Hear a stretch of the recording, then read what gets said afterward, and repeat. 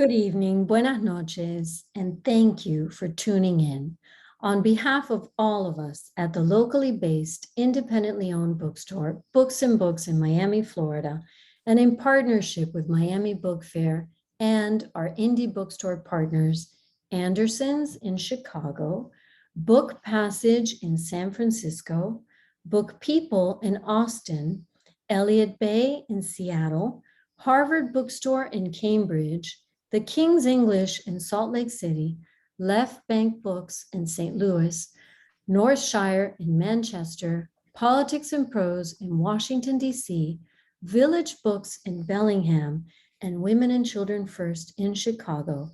I'm delighted to welcome you to a virtual evening with Elizabeth Alexander to celebrate the publication of the TRAYVON Generation, a galvanizing meditation on the power of art and culture to illuminate America's unresolved problem with race, published by our friends at Grand Central Publishing. Elizabeth Alexander is a prize-winning and New York Times best-selling author, renowned American poet, educator, scholar, and cultural advocate. Her memoir, The Light of the World, was a finalist for the Pulitzer Prize and National Book Critics Circle Awards. She composed and recited Praise Song for the Day for President Barack Obama's 2009 inauguration and is currently president of the Andrew W. Mellon Foundation, the nation's largest funder in the arts, culture, and humanities. In conversation with Ms. Alexander tonight, we're joined by Mahogany L. Brown, the Executive Director of Just Media, a media literacy initiative supporting the groundwork of criminal justice leaders and community members. Brown is the author of recent works, Vinyl Moon, Chlorine Sky, Woke, A Young Poet's Call to Justice, Woke Baby, and Black Girl Magic. And her latest project is a poetry collection responding to the impact of mass incarceration on women and children, titled, I Remember Death by Its Proximity to What I Love. She is the first ever poet in residence at the Lincoln Center. Just a quick reminder that throughout this evening's broadcast, you can post questions in the Q&A feature at the bottom of the screen, and we'll get to some of those right after the conversation. Thank you for supporting independent bookstores. And now, without further ado, I'd like to welcome our guests to the virtual stage. Thank you, Christina. Hi, Dr. Elizabeth Alexander. Happy book birthday. Thank you, Mahogany Brown. I'm so happy that we are here together to celebrate it. I feel very thankful to not only be able to hold this work really closely for the last couple of days and really dive in, but also I feel so lucky to like bear witness next to you and your genius. Would you open up our time together here with a couple of pieces before we jump into the Q&A? Absolutely. This is from the TRAYVON Generation.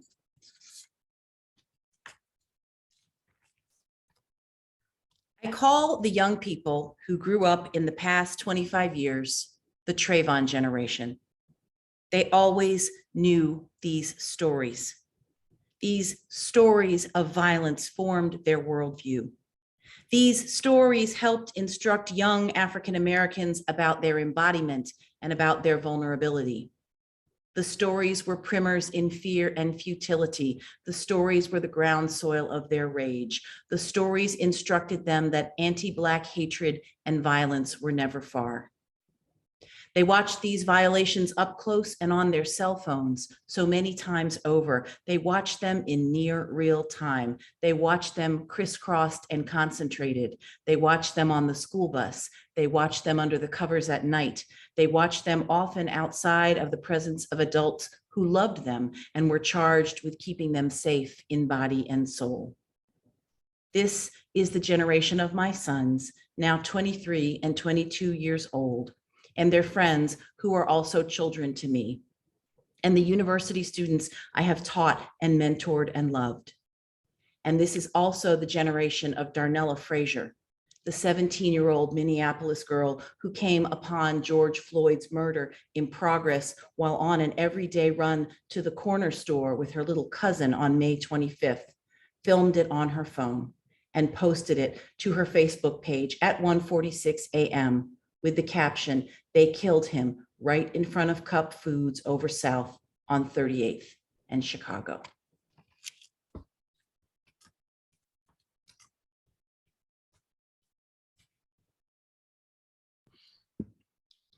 Whew. Well, this is how we begin, friends. Feel free to respond in the chat to let us know that you are with us. Thank you so much for opening with such heavy, impactful, and profound observations. Can you talk about how you did this kind of work, how difficult the work can be, how heavy it can be, and still have so much room for like literary solve and hope? Well, one of the questions I'm asking as I think about how we love our young people, and when I say our young people, I mean my people, your people, but I mean much more than that. I mean this generation of young people who I want all of society to love and embrace. I want all of society to understand, what has been the primer, as I say, of their understanding of the proximity of anti-Black violence, the names they've grown up with, the stories they've grown up with. Yes, Trayvon Martin. Yes, Tamir Rice. We go on and on and on and on. Our children hunted, our children who are, children to us, upon whom we cast our loving eyes, seen as dangerous, seen as predators, in a way that I argue goes all the way back to the way that Black people were brought to these shores and classified as 3/5 human beings, not human. We haven't as a society come all the way out of that. So to your question, I ask in the book, and I just want to show the really beautiful cover. This is Carrie Mae Weems' Blue Black Boy. What a title, Blue Black Boy. And look at this boy. Look at this Black boy. Think about his blues, but it is a work of art that lets us sit with and think about and contemplate these young people, and that perhaps makes some of these young people feel themselves seen. I have been a teacher for many years. It's not my job right now, but it's my lifetime job. And I've always taught African-American literature, culture, history, all of it. And I have always believed that in our poetry, that is where we remember, that is where we tell our history when our history is not otherwise recorded. That is how we say we were here. That is how we say this is how we got over and got through. The tradition of our music, the tradition of our dance, the tradition of our visual art was something that I in particular wanted to get into in this book, which has visual art weaving through it. Because I think that there are ways that our visual artists allow us to see and be arrested by the power of the image that does something that other art forms cannot. To understand the critical thinking that lets us understand that racism isn't one person at a time, but rather systemic. Racism is not, so-and-so doesn't like you. Rather, racism is a system with history that is, larger than individuals. So if we're going to unravel it, we have to understand it as a system. And so the critical thinking that African-American studies offers, I think, is part of how we can understand our way through. So the book names the generation, names the issue, and then says, let's look at some of the art and poetry and history and critical thinking that can help us understand it. And let's listen to and look at some of the creativity that these young people have offered to us. Yes, yes. I love that. I love that carrying. I love that muscle that you're asking your reader to, strengthen. And you really, you honor the blood, sweat, tears of the social justice worker. You honor the blood, sweat, and tears of those not just lost and misremembered, because we have a lot of people that have been lost to police brutality, but now we're just kind of forgetting their names and just saying say their name, but like you don't remember their personhood. And you do a brilliant job of humanizing them again by adding this layer of art. Can you talk about why you chose the Kara Walker, Jennifer Packer, Lorna Simpson, Glenn Ligon? Can you talk about why you chose them, and what do you feel when you look at those pieces? Did it help you continue the writing? Did it supplement the writing? Did it steer you or pivot you any way? I would love to know. Well, these folks who you've mentioned are some of our very greatest artists today. And so I wanted to make a book that was a different kind of reading experience. I wanted to make a book, and as poets, there's a way that even when we do prose, we do it in our own little extra way.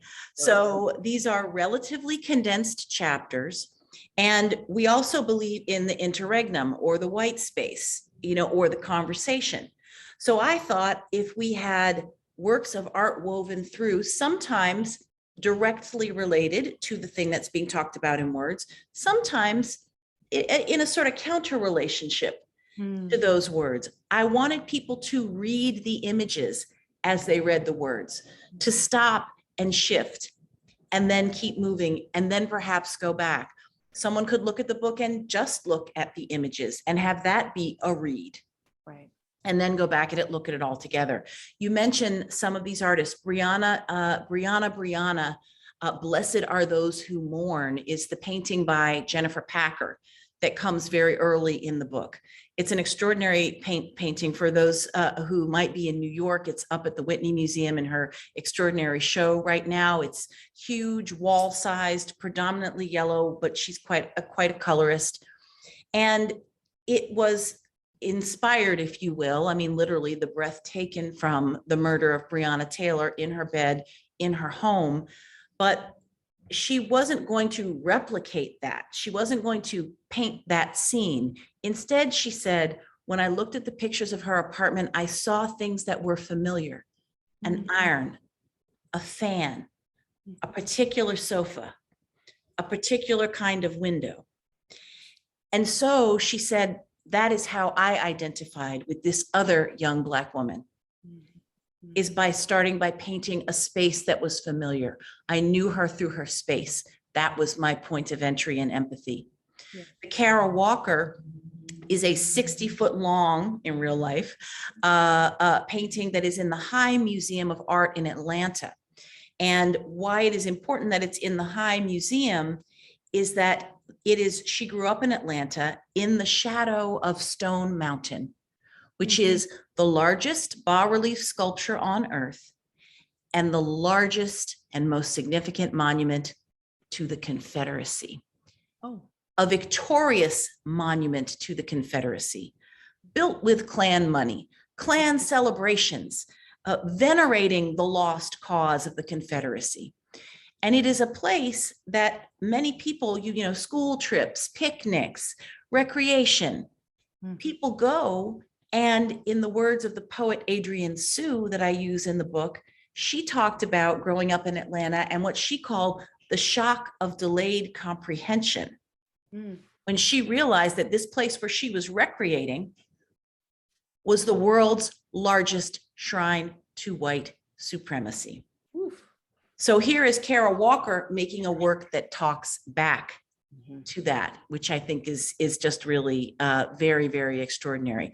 Lorna Simpson, in an abstract blue piece, explores, there's a lot, even the book itself, the color blue, signifying, of course, the blues and that great tradition with which we, kind of alchemize our sorrow and turn it into something that we can offer, where we take what might be an individual sorrow song and turn that I into a we, right? The blues runs through the book because I refuse to let Black experience be atomized and not understood as something collective and not understood as something that we all own.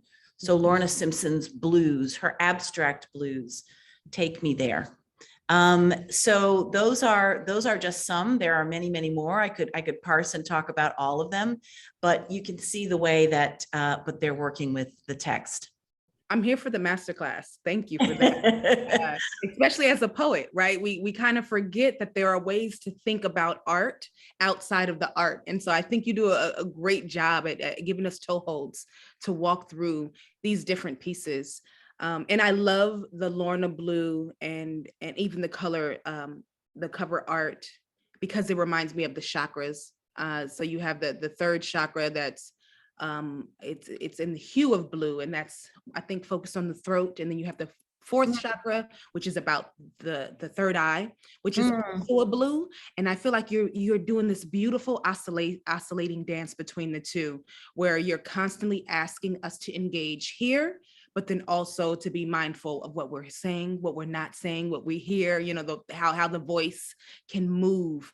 And you even brought in not just these visuals, but the literary lineage, the pillars, Lucille Clifton. Can you talk about bringing in your literary icons into this space? Well, yes, I wanted to have poems. I mean, I don't think I've ever made a book that doesn't have a prose book that doesn't have poetry in it somewhere. I mean, so, you know, those are the things I make, but those are also the things I study and share.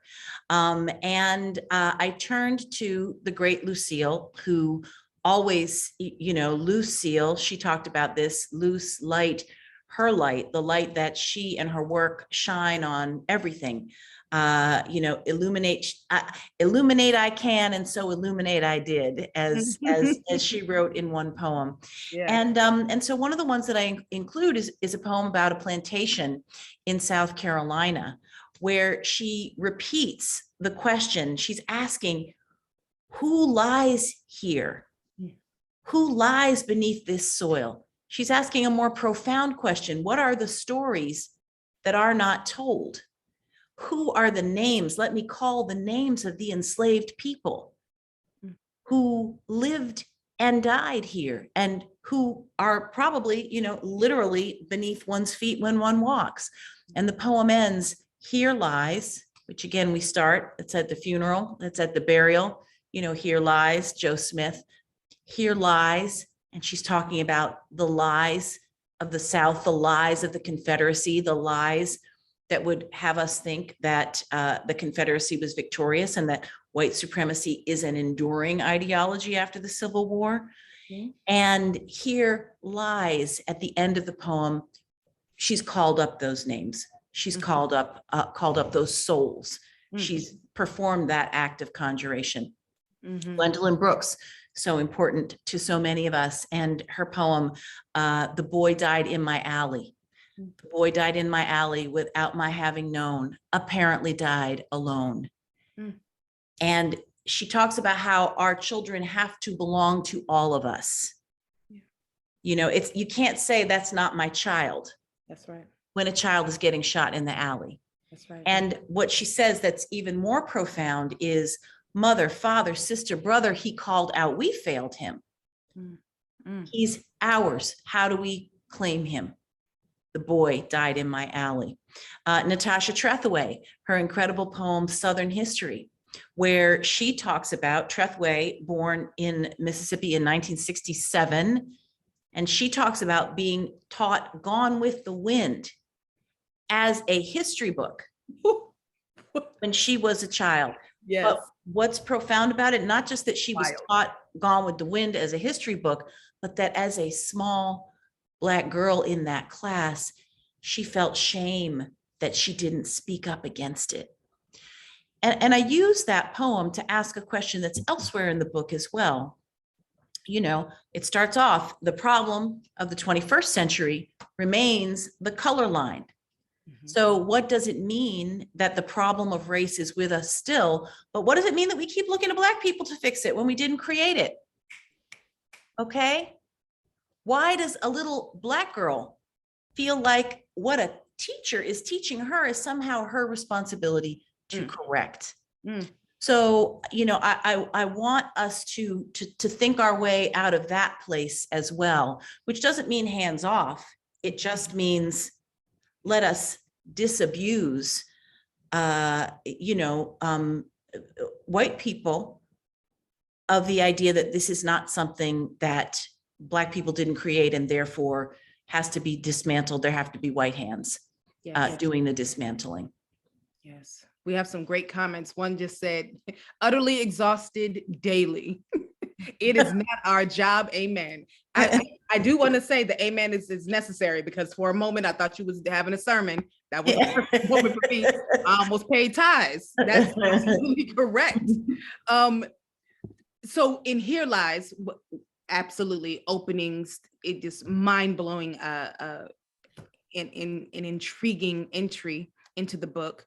One of my favorite parts of that Here Lies section: monuments and memorials ask what we remember, that we remember those who have died and make permanent what they stand for: individuals, communities, ideas. The word remember has a physicality to it. Remember. The word remember, I can't see with these glasses, sorry, and the light. The idea without remembrance, the corpus of the person or people or place or idea or ideology, has been physically torn asunder. Maps are not neutral. Maps are not inherently true. Maps have points of views. Maps carry cultural biases. Maps tell stories. And that literally is everything you were just talking about with this space that you didn't know was this, white supremacist monument that we were all picnicking in front of and having, cookouts and bringing your kids there. So that was a moment for me where I literally thought, oh, that's right. We are walking on muddied soil, but not muddy just by our blood, but by our memories. By our memories. How did you go to these spaces and recreate this work so that we could read it, but two, how did you reinforce and protect yourself while doing this work? Oh, that's a great, I didn't think that's where you were going with the last part of the question. So let me talk about the first part first, and then I'll get to the second part. I think that history is a gift. History and culture are tremendous gifts because, they enable us, again, to sort of understand how things are made, how we got to where we are. How certain patterns repeat themselves if you don't, take them apart at the root.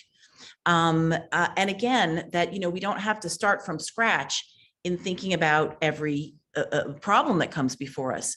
One section I really love of the book is in a chapter called Cemetery of the Illustrious Negro Dead, which was a historical foray back into the great Zora Neale Hurston's letters. Now, of course, we know their eyes were watching God, probably no mules and men. Zora Neale Hurston, one of our great, as Alice Walker says, a genius of the South, one of our great writers and thinkers, and anthropologists actually as well. And she was absolutely brilliant in her letters. There's a great collection of her letters edited by Carla Kaplan that sent me to look at further ones.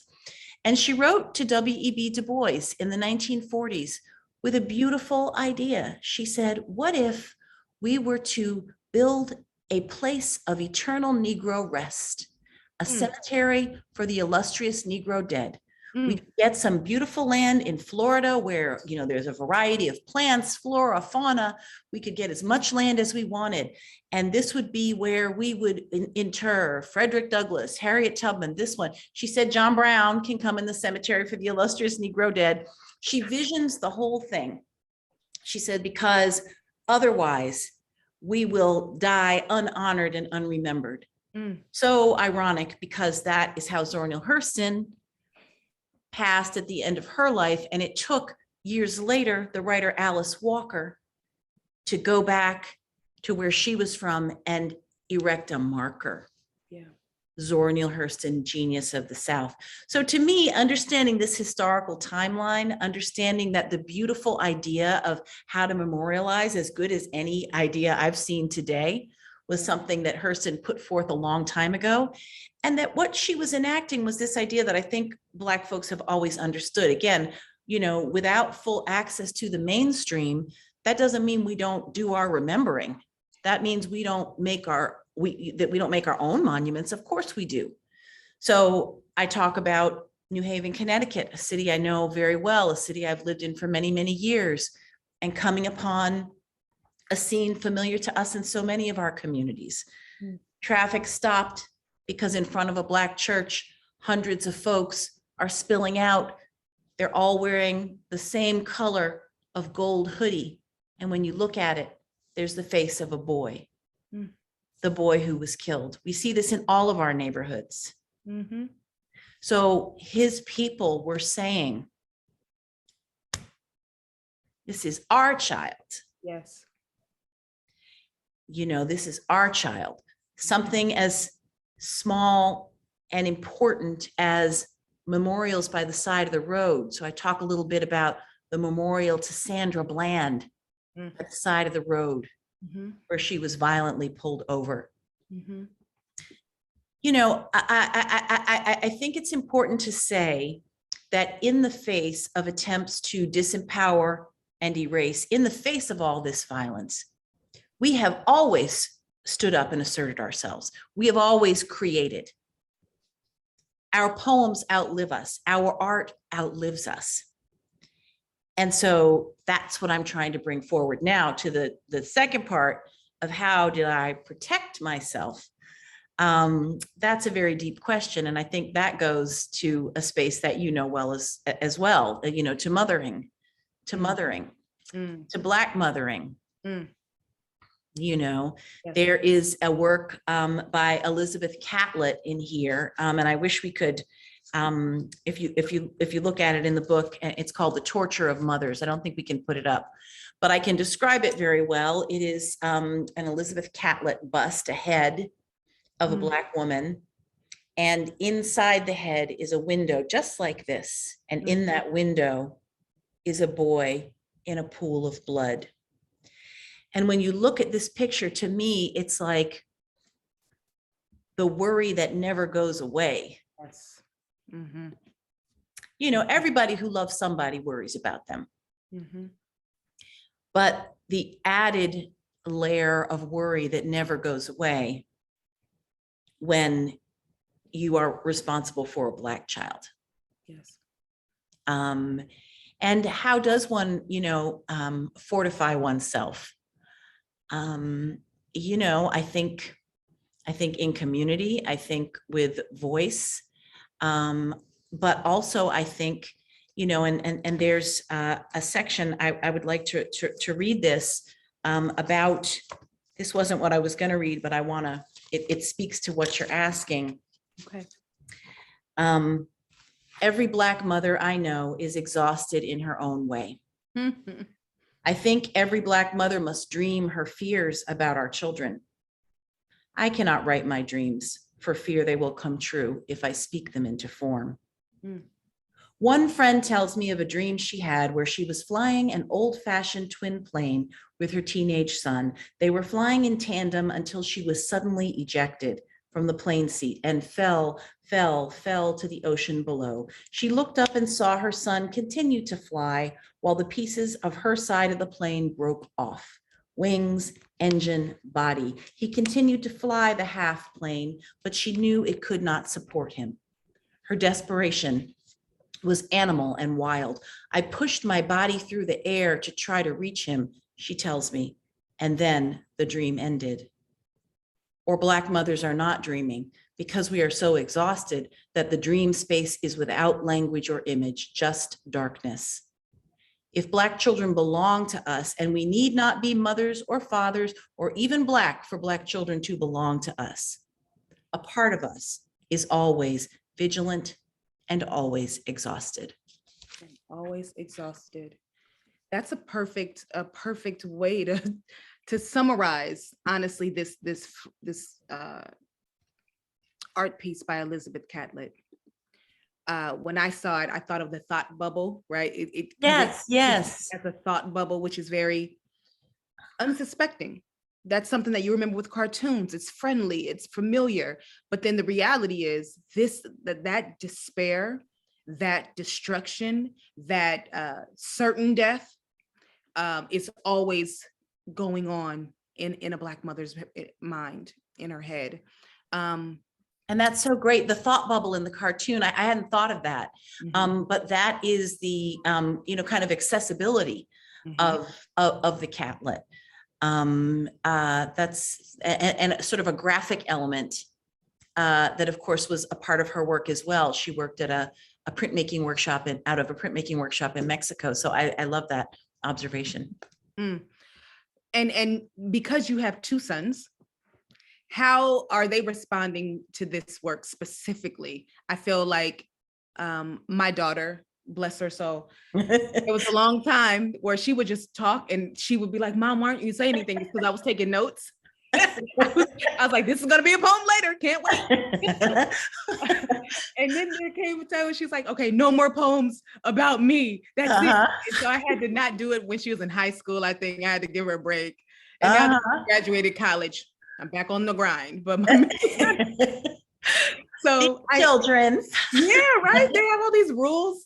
But she is a great reader for me when I'm writing about her, because my perspective is obviously, shrouded with mother intellect. But there are moments where she'll hear something or read something and say, oh yeah, that did happen like this, but also, and gives me just a slight, just changes that object in the light a little bit for me. Has that happened with you and your sons and this piece of work? Well, it's interesting because starting with my memoir, The Light of the World, 8 years ago, when they were much, much younger, that book was it was memoir about our lives. And so I knew that even though when I wrote it, they were 13 and 14, I had to share it with them. And even to say to them, because it was about their father passing very unexpectedly and about our family life, that if they were uncomfortable with it, that I would not publish it. And what the writer part of me, the voracious, greedy writer in me thought, like, I won't publish it now, but then time will pass.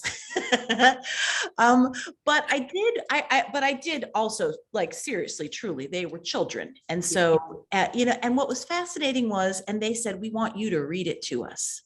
Ooh. And I read the whole book out loud to them.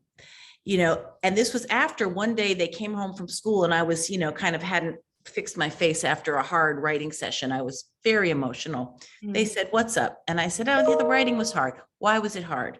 Well, I think I didn't get it exactly right. Well, read it to us. And I said, but Daddy dies in it. And they said, like, Mama, we know Daddy died.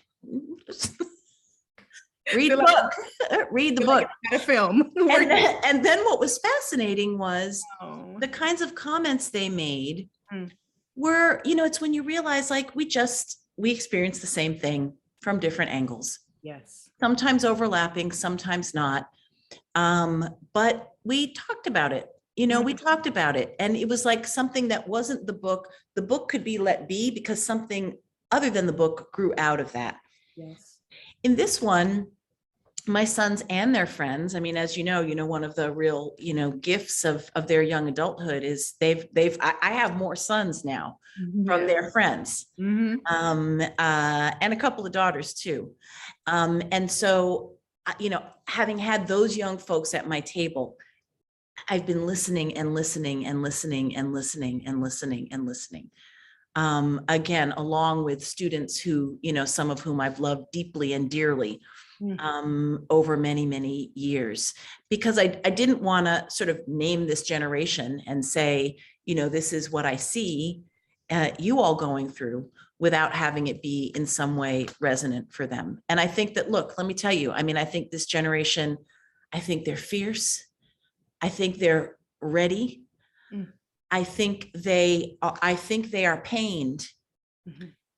I think disproportionate numbers of them are dealing with depression, or let's use that as a kind of umbrella.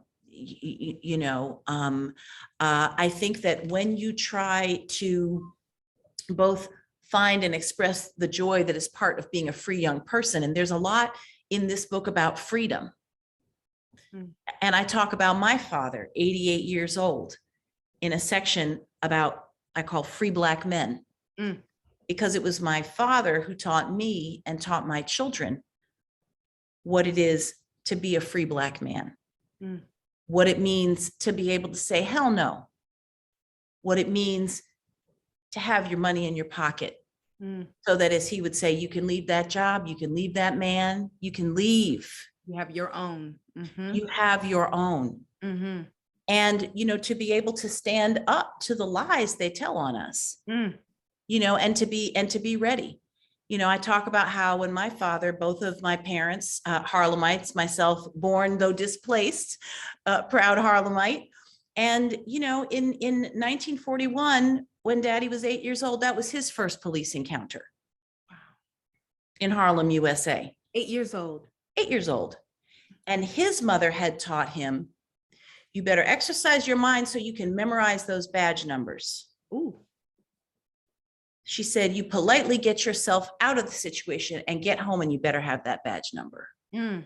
And then we will handle this. Mm. So that, growing up with that, those stories, and, thank goodness my children have had the opportunity to grow up, so close to their grandfather. To have an example that, it doesn't matter what the society calls you, Yeah. how it demeans you, that we have always, here to our history, we have always stood up. Yes. And so, that's why I turn to the history and the culture and to the stories to be able to show that. And that's my offering to the kids who have given me so much. That's one of the ways I love them. Mm-hmm. Mm-hmm. Well, I have one more question before we bring Christina back. I know that we have a lighten up Q&A. You have people who are here learning, thriving. Make sure you buy this book wherever you are. Buy the audiobook. Who did the audiobook? Did you do that one as well? I myself, yes, Yay! I did. I just put out there, I just pretended like I didn't know. So if you want to have Elizabeth read to you, like her sons have the gift, then you get that audiobook and it'll happen. I want to say a couple of things, and I just want you to answer the first thing that comes to your mind. Okay, great. Black people dance to everything. Wooden spoons on tin cans, everything. Black people joy like us and usness. Black people grow when the cement has been poured. When the earth is stony. Come on, Stony. I wasn't ready for that either. See? Poets will get you. Black people love like. Oh, come on now. We just love like the universe. We love like the universe. Like the universe. I did this run because I think it's like page 82 in my PDF, but when you say Black people dance to say I am alive and in my body, I am Black, alive, and looking back at you. When I tell you, I almost threw my computer. I ain't got no warranty on this thing, so I couldn't. In my body, I was like, whoosh. So good. I mean, I'm ready for the t-shirts. I'm ready. Like that's going to be my mantra for this season. Well, and that's invoking the great June Jordan. Yes. The great June Jordan from her book, Who Look at Me. Which is actually a book. Wow, I'm just realizing this for the first time. So Who Look at Me is a book-long poem for young people with African-American art. Yes. Made by June Jordan. This was a book I had as a child. I just realized that this book I made was inspired by that book by June Jordan. In this moment. Because, and it ends with, I am Black, alive, and looking back at you. Who look at me? I am Black, alive, and looking back at you. But I'm remembering now, thank you, that the book itself was something that I always thought was amazing. And I like these books. Another book that I consciously modeled this on is Ntozake Shange's Riding the Moon in Texas. A book of hers of word poems where she's responding to amazing, like beautifully reproduced works of art, and her words are weaving through. So there are not very many of them, but they're very, very special books. I am so thankful that it jogged your memory. I know that book, that children's book. I don't have it. So now I have to get my life in order. Yeah, well, Because but it's I've seen very, it might be out of print. I mean, it was a book I had in the 60s. So yeah. Well, that might be a nice little historical moment that we bring it back. Mhm. Thank you, thank you, thank you. Are you ready for some questions with Christina? Absolutely, yes. Okay. And then Okay. maybe we'll close with a nice little piece from you later. Great. All right. Here I am. Hi. Okay. So thank you for this powerful piece. In your New Yorker essay, The TRAYVON Generation, you speak of the resonant phrase Black Lives Matter as both ancestral in its knowledge and prophetic in its ongoing necessity. With your word choice of prophetic, are you signaling any connection with a larger prophetic tradition? And with ancestral, are you signaling BLM as a larger diasporic formation? I'm wondering how these ancestral and prophetic angles factor into how you are approaching not only BLM, but the TRAYVON generation. Wow, what a question. Yeah, and I would put that in the category of question of like, well, you just said a thing. Actually, you quoted me where I said a thing, and then you said a thing. But I love this, calling out of the ancestral and the prophetic. And I guess that, what I try to do in the book is I don't think, so this is separate from BLM. I don't think that elders alone show us the way. I don't think that young people alone show us the way. I think that multi-generational, and to which I would say the ancestral, and the prophetic, looking forward, moving forward, are absolutely necessary for there to be progress. And one of the things that I have found so powering about BLM is the way in which it has always understood language, culture, symbolism, that is an important part of making protest visible, actionable, that the form it comes in is an incredibly important part of a message reaching as many people as it does. So, this person spoke of the diasporic, and I think that, for us to always understand ourselves as being connected to folks all over the globe, and to understand, again, I quote Gwendolyn Brooks, we occur everywhere. We occur everywhere. And that's why she says she doesn't like African American, because she says it feels euphemistic. It feels polite. It feels, as she says, tight-faced. I don't like tight-faced poets. It feels like catching back a sneeze. She says, I am Black and Black forever. I am one of the Blacks. We occur everywhere. So I think that's absolutely a part of the impact of Black Lives Matter. Thank you. My son is 21, so he is an age mate of your son's Elizabeth, and we are age mates as well. Would our book be called The Rodney King or Diallo Generation? And what do you see is a key distinction between our 20-year-old's experience, Black alive and looking at you, and ours? Love that question. And I had not thought of myself as being part of a generation. When I think about the generations and the TRAYVON generation, I go back further to Emmett Till. And I think about, that is certainly a generation who, knew the story. And it was the story of Emmett Till. One of the things that was so important about it is that you have all these Black folks from the Great Migration who have moved from the South to the North. Some 6 million people, I think. I mean, the largest internal movement of people in history, perhaps, or a huge movement of people leaving, many things, including terror in the South, but having their ties to the South. So the whole, motif of, someone in Chicago, someone in Detroit sending their child home for the summer was something that happened very, very, very frequently. And how do you adjust your ways? How do you understand this place where you are? The fact that Mamie Till Mobley, Emmett Till's mother, insisted that his body be dredged up out of the river, insisted that his body be brought to Chicago, insisting that his body be in an open casket. She said, because I want the world to see what they did to my child. Insisting that Jet magazine be allowed to take a photograph, which then, moved through Black communities all over the place.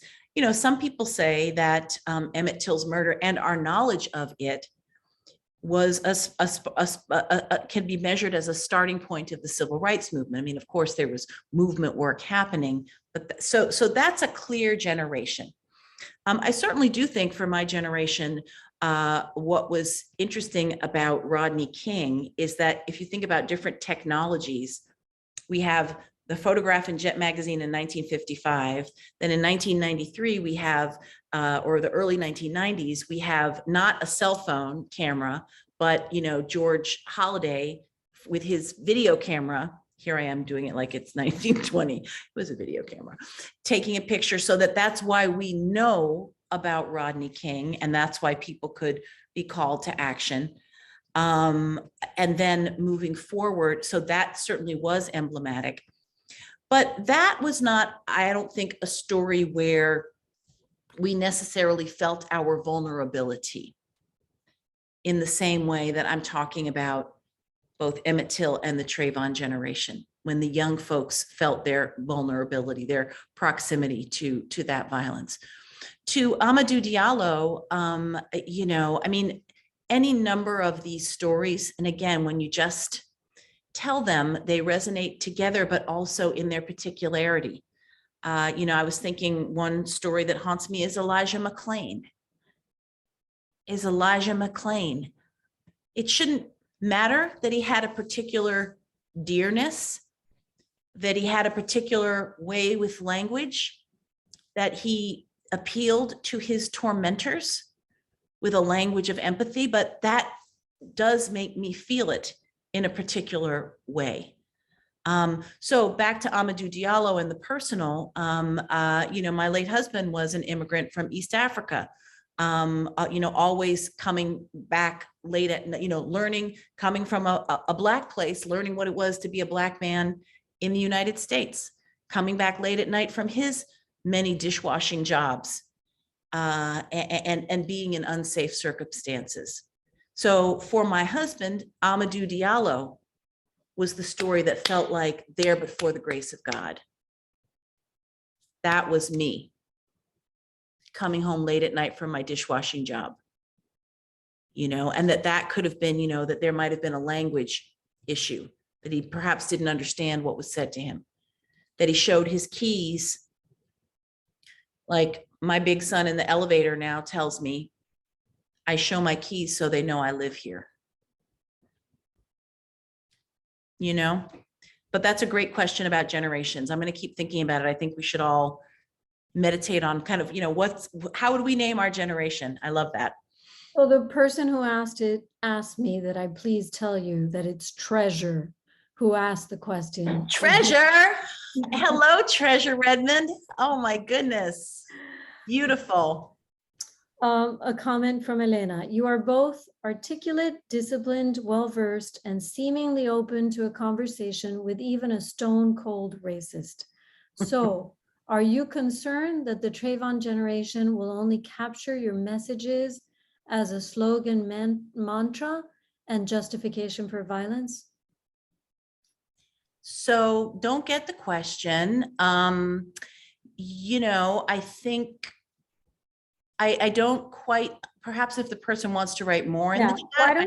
Why don't you elaborate, Elena, because we're not understanding what you're asking completely. Okay, a question from Bonnie. How did you choose the artists and decide how to integrate the artwork with your text? Well, so I've always, forever and forever, been engaged with visual artists as, as friends, as colleagues, as, just absolute devotees to their work.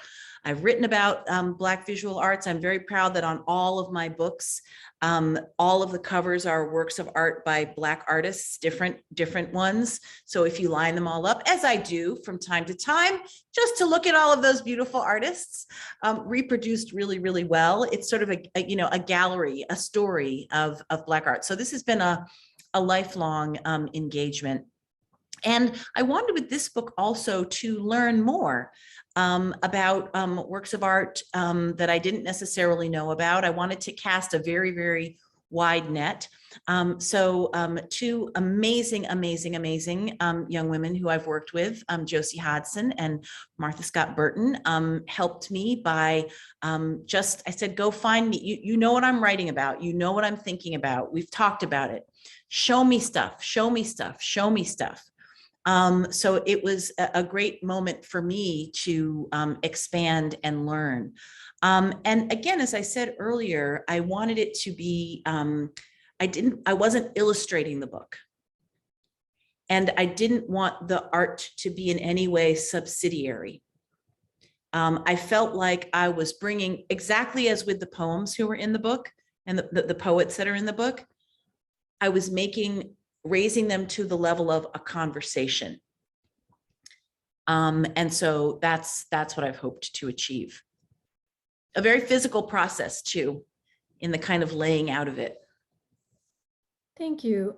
So Becky says that she's been opening every class each semester with your New Yorker article. And the students light up with the words, the honesty, and the love. So thank you. Someone Thank you. is pointing out, do either of you know the visual artist Charles Edward Williams or any of his works? His American Dream is outstanding. I really think it could be a symbol icon of Black Lives Matter. Charles Edward Williams, I do not know his work. Do you, Mahogany? I will look it up. Thank you for that. Great. And then I would like to ask you if you would read one more from the book one more time. Yes, I would be happy to. Whoop. Okay, that you all went away, but I didn't go away. Okay. We did that on purpose. Okay, thank you. Artists make radical solutions all day long. Soup from a stone, beauty from thin air. We see and try and discard and see again. We vision, we discard, we invent, we do it in the dark, we bring it into community. Artists continue to generate in a dangerous world that is nonetheless overflowing with life, force, and power. Creativity, making, and imagining animate Black self-determination with that which only culture can provide. And people make movements and history with the force of creativity. The truly heroic drama of Black struggle is seen in the vivid figurative language of visionary leadership, the tableau of fierce and proud resistance, the blazing beauty of people who survive indignities that might seem unbearable, the style and innovation with which Black people keep on stepping, offering countless examples to remind us of what has been overcome, as well as to spark possibility for envisioning the new. Sometimes the answers are not literal. Sometimes they take the form of human touch, of the love or encouragement that is transmitted in communities, or of the abstract space of possibility that is breath, carved out inside of us when we literally breathe to live and breathe to speak the truth. Artists are the visionaries who can help us imagine the unseen possibility when we are faced with so much violence, in what I fervently wish are the dying embers of an era of violent white supremacism, incivility, and hatred.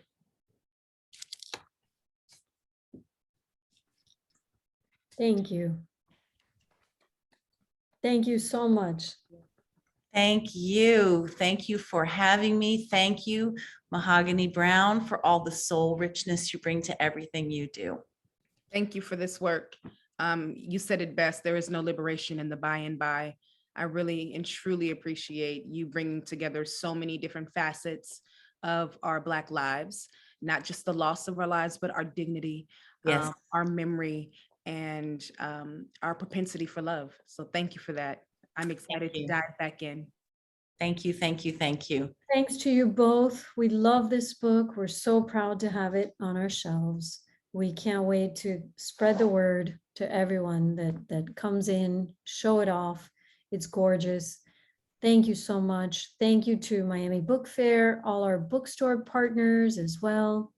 And it's just been lovely, a lovely evening. Thank you. Thank you. Good night. Thank you all for coming too. Thank you. Good night to all our viewers. Bye.